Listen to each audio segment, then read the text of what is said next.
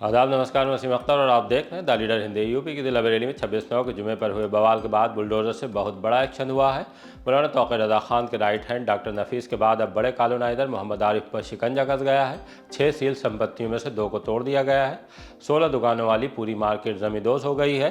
Flora garden के बराबर बना अपार्टमेंट भी तोड़ा जा रहा है, जिसमें पीटर इंग्लैंड जैसे बड़े स्टोर खुले हैं। ये कार्रवाई अभी जारी है, जिससे खलबली मची हुई है। ये मोहम्मद आरिफ वही हैं जिनकी कॉलोनी फाइक इनकलेव में 26 सितंबर को बवाल के बाद IMC के प्रमुख मौलाना तौक़ीर रज़ा खान को गिरफ्तार किया गया था।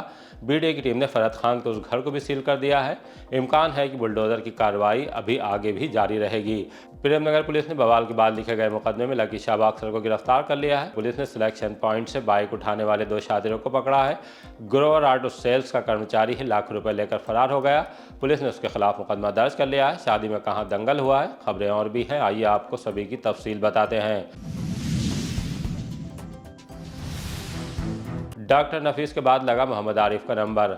IMC प्रमुख मौलाना तौक़ीर रज़ा खान के राइट हैंड डॉक्टर नफीस का मैरिज हाल तोड़ने के बाद BDA ने अब शहर की सबसे बड़ी कॉलोनी में से एक फाइक इनकलेव को काटने वाले मोहम्मद आरिफ का नंबर लगा दिया है। 26/9 के जुमे पर हुए बवाल के बाद पुलिस ने फाइक इनकलेव से ही मौलाना को गिरफ्तार किया था। तब से फर्रुखाबाद की फतेहगढ़ सेंट्रल जेल में है। इस बवाल के बाद ही BDA ने IMC महासचिव प्रवक्ता डॉक्टर नफीस का किला के जखीरा में रजा पैलेस मैरिज हाल को जमींदोज कर दिया था। उसी दौरान कॉलोनाइजर मोहम्मद आरिफ की 6 संपत्तियां सील की गई थी, जिनमें फार्मलैंड, जलसा green, flora garden, marriage hall, sky lark hotel, उसके बराबर में बने अपार्टमेंट जिसमें कि पीटर इंग्लैंड और एक फर्नीचर का शोरूम, मेकओवर पार्लर भी था। ये सब संपत्तियां पीलीभीत बाईपास पर हैं। छठी जगतपुर मार्ग की थी, जिसमें 16 दुकानें बनी हुई थी। इलाके की सबसे बड़ी और महंगी मार्केट के तौर पर शुमार होती थी। इसे और अपार्टमेंट को BDA की टीम ने सुबह आधा दर्जन से ज्यादा बुलडोजर ले जाकर तोड़ना शुरू कर दिया। शाम तक मार्केट जमींदोज हो गई।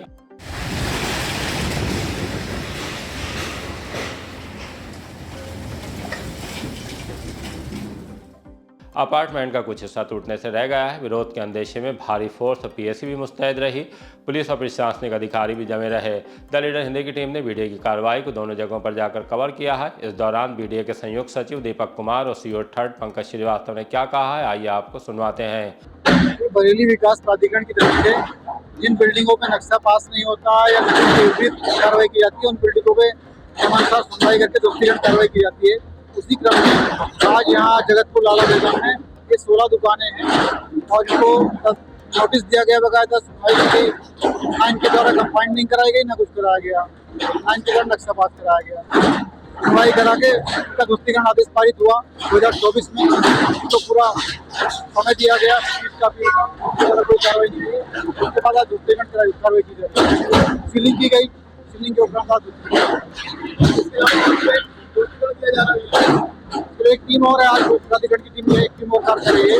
फ्लोरा गार्डन के पास एक दुकान है। देखिए, आज VDA के द्वारा थाना बारादरी क्षेत्र में 2 जगहों पे जो अवैध निर्माण है उसके ध्वस्तीकरण की कार्रवाई कराई जा रही है। एक साइड पे हम लोग मौजूद हैं जहां लगभग 16 दुकानें पर कार्रवाई की जा रही है और दूसरी साइड पीलीभीत बाईपास रोड पे है जो एक शोरूम है, उसको भी ध्वस्त करने की कार्रवाई की जा रही है। इसी को देखते हुए पुलिस द्वारा पर्याप्त सुरक्षा बल मौजूद हैं और पूरी तरीके से मुस्तैद हैं, जिससे कानून व्यवस्था की कोई अप्रिय स्थिति ना उत्पन्न होने पाए।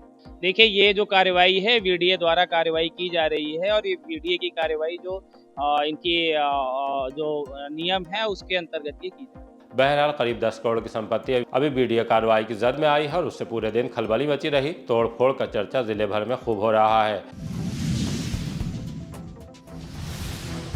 जुमे के बवाल में लकी शाह को किया गिरफ्तार। 26 सितंबर को बवाल के मामले में प्रेमनगर पुलिस ने एक और आरोपी को गिरफ्तार कर लिया है।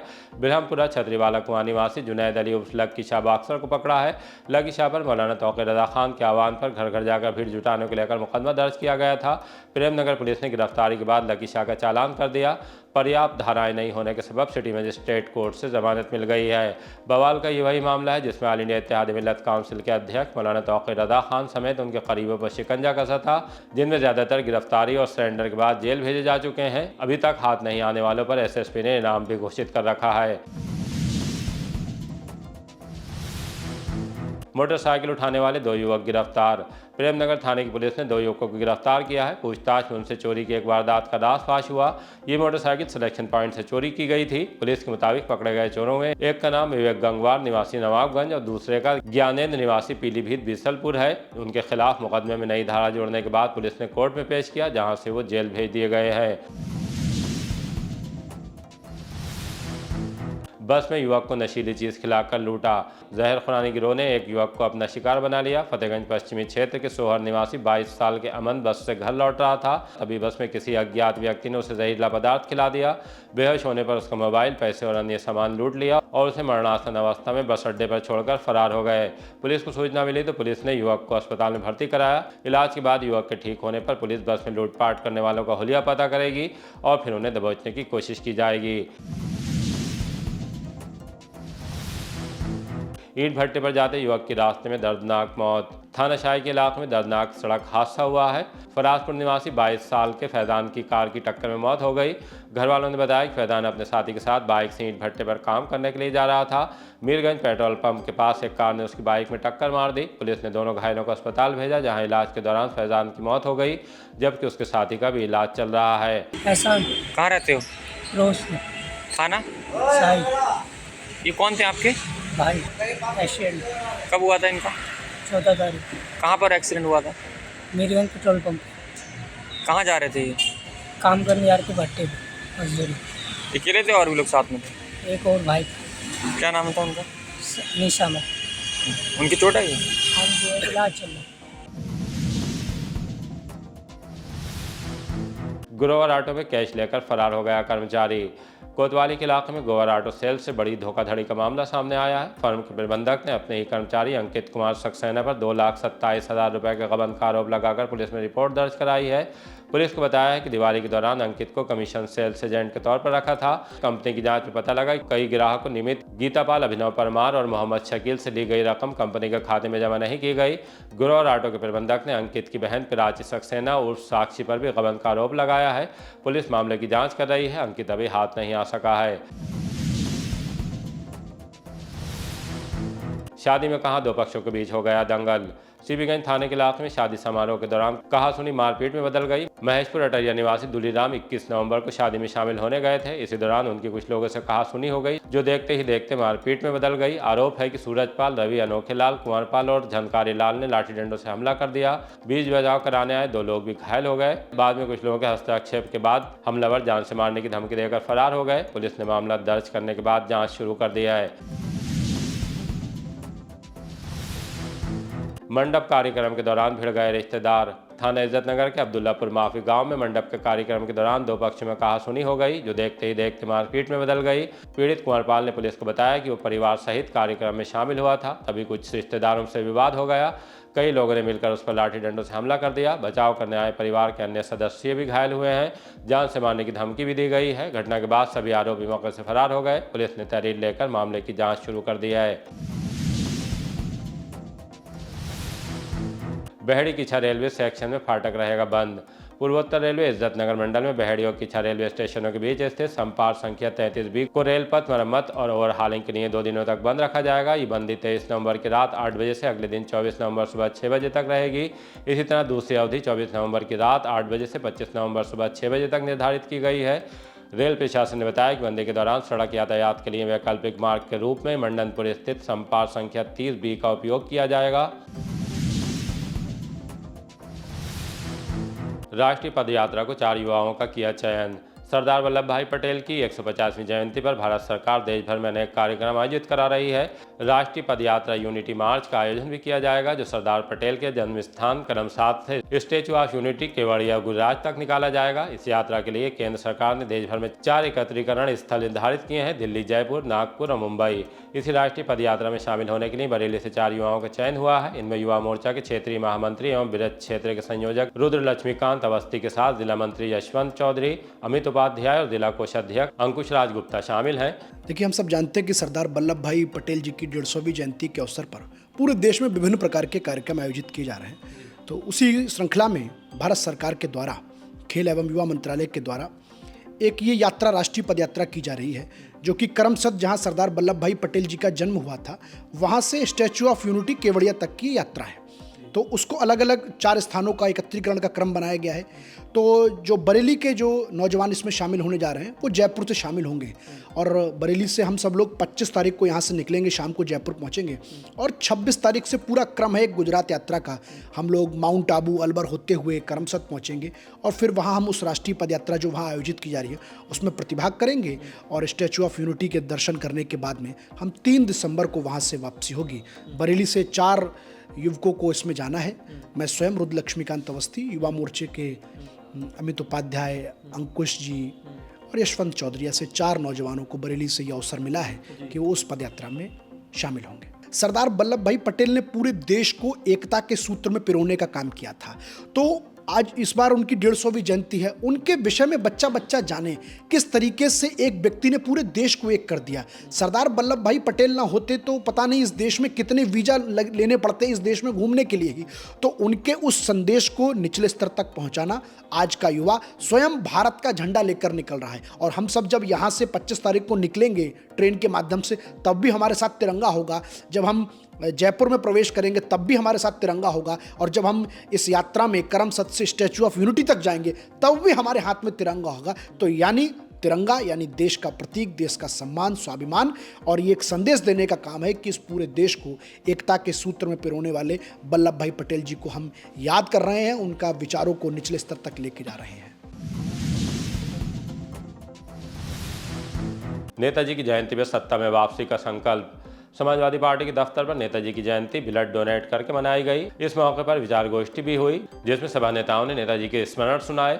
बताया कि संघर्ष और कामों के बूते मुलायम सिंह यादव नेताजी के नाम से मशहूर हुए। 10 बार विधायक और 7 बार सांसद बने। बतौर मुख्यमंत्री दबे कुचले समाज को मजबूती दी। रक्षा मंत्री बने तो सीमाओं को सुरक्षित और जवानों के लिए अहम काम अंजाम दिए। उन्हीं के पद चिन्हों पर समाजवादी पार्टी के राष्ट्रीय अध्यक्ष अखिलेश यादव चल रहे हैं। नेताजी की जयंती पर 2027 में अखिलेश यादव को सूबे में मुख्यमंत्री बनाने का संकल्प लिया गया। प्रदेश महासचिव अताउर रहमान, राष्ट्रीय सचिव वीरपाल सिंह यादव, विधायक शहदुल इस्लाम, पूर्व विधायक विजयपाल सिंह, जिलाध्यक्ष शिवचरण कश्यप, महानगर अध्यक्ष शमीम खान सुल्तानी इत्यादि ने विचार रखे। संचालन कोषाध्यक्ष अशोक यादव ने किया। किशोर के खेत में जहरीले कीड़े ने काट लिया। थाना हाफिजगंज के कैमुआ गांव निवासी 13 वर्षीय अंकुर के देर शाम खेत में पानी लगाते वक्त पैर में किसी कीड़े ने काट लिया। इससे अंकुर की हालत बिगड़ने लगी। परिजन तत्काल उसे लेकर जिला अस्पताल पहुंचे, जहां डॉक्टरों ने उसे उपचार के लिए भर्ती कर लिया है। अस्पताल में अंकुर का इलाज जारी है। परेशान ग्रामीण ने खुद पकड़े छुट्टा गोवंशी पशु। भमोरा थाने के चारपुर गांव में लोग खेतों में पशुओं के घुस जाने से परेशान हैं। वो अपनी परेशानी को लेकर एसडीएम आंवला के पास भी गए थे। सुनवाई नहीं होने पर ग्रामीणों ने रात में ही छुट्टा पशुओं को पकड़कर गांव के शमशान में बंद कर दिया। सूचना मिलने पर पुलिस पहुंच गई। ग्रामीणों को पुलिस ने समझाने के बाद बंद पशुओं को खुलवा दिया। एसडीएम के पास जाकर फिर मिलने की बात कही। इस दौरान भोजपुर के प्रधान भोजराज मौर्य, पूर्व प्रधान रमेश मौर्य, अरविंद मौर्य, गिरीश बाबू, धर्मेंद्र शर्मा, संजीव मौर्य, शिवम मौर्य इत्यादि मौजूद रहे। किसानों का कहना है खेत में फसलें तैयार है, पशुओं में घुसाने से पूरी रात जाकर हिफाजत करनी पड़ती है। फिर भी पशु खेत में घुसने के बाद फसलों को नुकसान पहुंचा रहे हैं। लहराया परचम नियाजिया और उसका आगाज। ख्वाजा कुतुब स्थित खानकाह आलिया नियाजिया में परचम नियाजिया लहराते ही हजरत शाहनियाज बेनियाज अहमद कादरी चिश्ती निजामी रहमतुल्लाह अलैह का 157वां सालाना उर्स शुरू हो गया। उर्स का शुभारंभ खानकाह के सज्जादा नशीन मेहंदी मियाँ ने परचम कुशाई की रस्म अदा करके कराया। उन्होंने 10 रोज़ा उर्स का ऐलान भी किया। 22 नवंबर से 2 दिसंबर तक चलने वाले उर्स की तमाम तक़रीबात कदीमी रिवायत और पूरी शान शौकत के साथ आयोजित की जाएंगी। परचम नियाजिया का पारंपरिक जुलूस 9 महिला की दरगाह से रवाना हुआ। फातिहा और सलाम के बाद अंजुमन साबरिया चिश्तिया की अगुवाई में शुरू हुआ। उर्स के प्रबंधन की जिम्मेदारी जुनैद मियां नियाज़ी निभा रहे हैं। हर साल की तरह इस साल भी झंडे का जुलूस अपने रिवायती रसूमात के साथ दरगाह हजरत नासिर मियां 9 महिला मस्जिद से उठकर अपने कदीमी रास्तों से होता हुआ खानकाह नियाजिया ख्वाजा कुतुब पहुंचेगा, जहां इसका इस्तकबाल सरकार क़िबला मेहंदी मियां साहिब सज्जादा खानकाह नियाजिया करेंगे। इसके साथ ही उर्स कुतुब आलम मदार आजम हजरत नियाज बेनियाज का आगाज होगा और ये झंडा वहाँ पे नाफिज किया जाएगा और उसकी रसूमात शुरू की जाएंगी। काफी सालों से ये झंडे का जुलूस चला आ रहा है। इसमें मुरीदीन और गैर मुरीदीन और मुताल्लिकीन शहर और गैर शहर के लोग हाजिर होते हैं और अपने जोश व खरोश और जज्बे का अकीदत का इजहार करते हैं और अपनी मन्नतें मुरादें उठाते हैं। इसी तरह की ताज़ा अपडेट जानने के लिए देखते रहिए द लीडर हिंदी। विदा लेने से पहले हमारी आपसे गुजारिश है कि हमारी रिपोर्टिंग पसंद आ रही है तो खबरों को शेयर कीजिए और हमारे चैनल को सब्सक्राइब करके हमारा हौसला ज़रूर बढ़ाइए।